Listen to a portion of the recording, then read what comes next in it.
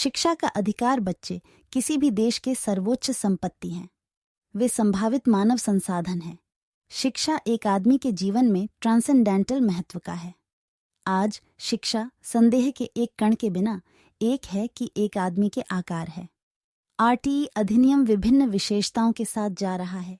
एक अनिवार्य प्रकृति में है, इसलिए सच के रूप में लंबे समय लगा और सभी के लिए शिक्षा प्रदान करने की आवश्यकता समान लाने के लिए आ गया है। भारत 66% के एक गरीब साक्षरता दर के रूप में अपनी रिपोर्ट 2007 में संयुक्त राष्ट्र शैक्षिक, वैज्ञानिक और सांस्कृतिक संगठन द्वारा दी गई, और जैसा कि संयुक्त राष्ट्र विकास कार्यक्रम की रिपोर्ट 2009 में शामिल के साथ विश्व साक्षरता रैंकिंग में 149 स्थान है। वास्तव में शिक्षा, जो एक संवैधानिक अधिकार था, शुरू में अब एक मौलिक अधिकार का दर्जा प्राप्त है।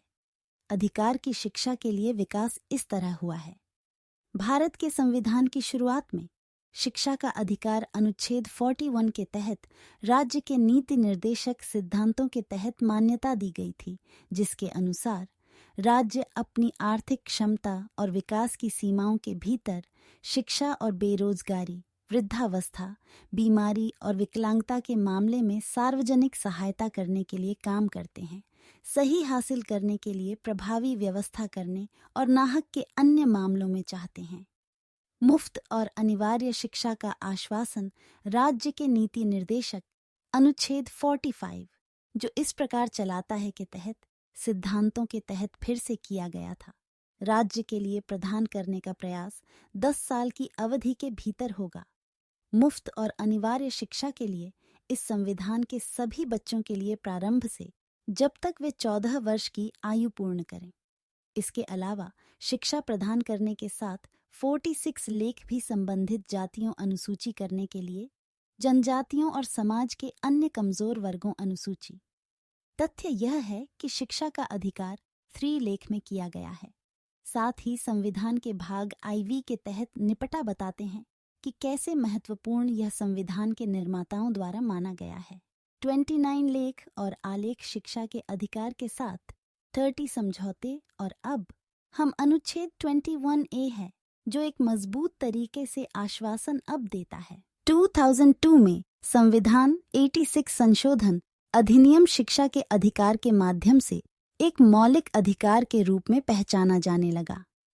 लेख 21A इसलिए सम्मिलित होना, जिसमें कहा गया है आया राज्य के रूप में इस तरीके से विधि द्वारा निर्धारित कर सकते में 6 से 14 वर्ष की आयु के सभी बच्चों को मुफ्त और अनिवार्य शिक्षा प्रदान करेगा। यह अंततः उन्नी कृष्णन JPV राज्य आंध्र प्रदेश की शिक्षा को एक मौलिक अधिकार में लाया जा रहा में दिया निर्णय किया गया था। इसके बाद भी यह शामिल संघर्ष की एक बहुत अनुच्छेद 21A के बारे में लाने के लिए, और बाद में शिक्षा का अधिकार अधिनियम। इसलिए RTE अधिनियम के लिए एक कच्चा मसौदा विधेयक 2005 में प्रस्ताव किया गया। बच्चों के अधिकार को निःशुल्क और अनिवार्य शिक्षा अधिनियम, लोकप्रिय शिक्षा का अधिकार अधिनियम के रूप में जाना, अप्रैल 2010 के 1 को प्रभाव में आया था। RTE अधिनियम के 4 अगस्त 2009 को भारत की संसद द्वारा 2 जुलाई 2009 और निधन पर कैबिनेट मंत्रालय द्वारा 20 जुलाई 2009 को राज्यसभा के अनुमोदन के बाद पारित किया गया था। राष्ट्रपति प्रतिभा पाटिल ने इस विधेयक को मंजूरी दे दी है।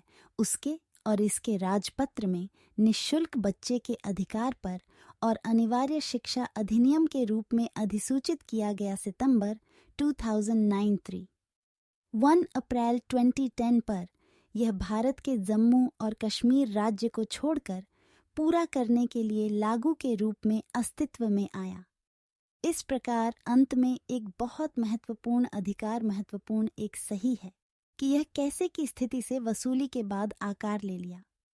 शिक्षा का अधिकार संविधान के 86 में संशोधन अधिनियम 2002 द्वारा 21A जोड़ा गया, जो यह प्रावधान करता है कि राज्य विधि बनाकर 6 से 14 वर्ष के सभी बालकों के लिए निःशुल्क शिक्षा अनिवार्य के लिए अब बंद करेगा।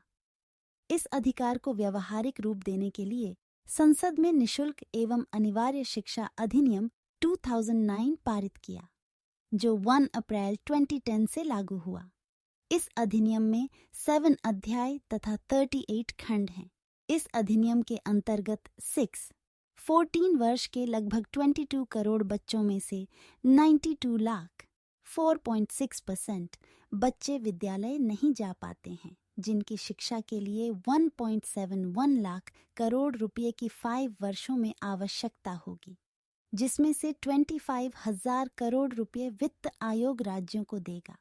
इतिहास स्वर्गीय गोपाल कृष्ण गोखले ने 18 मार्च 1910 में ही भारत में मुफ्त और अनिवार्य प्राथमिक शिक्षा के प्रावधान के लिए ब्रिटिश विधान परिषद के समक्ष प्रस्ताव रखा था, जो निहित स्वार्थों के विरोध के चलते अंततः खारिज हो गया।